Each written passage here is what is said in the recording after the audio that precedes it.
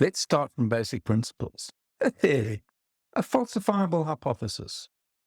Every system has a constraint. Welcome to the Systems Thinker, a video series to help you know the whole, focus on the constraint, and reach your goal. The theory of constraints is the kernel of Ensemble science at work. We call it a science because it sits in the realm of falsifiable hypotheses. It's like Ohm's law for electricity, or Boyle's law for the relationship of pressure, volume, and temperature.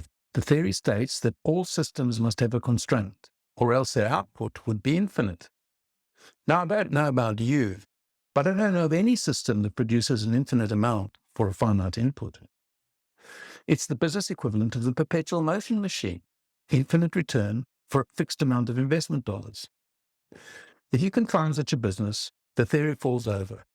But then I'd be happy to retire and invest all my savings in such an enterprise. Until then, I feel fairly confident there's much to be gained from finding what this constraint is in your value creation engine and getting the most out of it. There is, of course, another option when it comes to constraints. Remove it and the system collapses.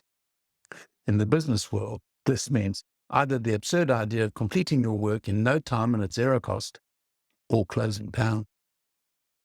So you really do only have two choices. Either you manage the constraint or it manages you.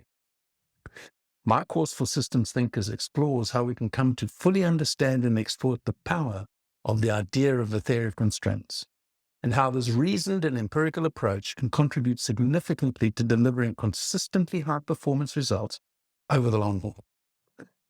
To learn more and experience what I mean, click the link in the comments below.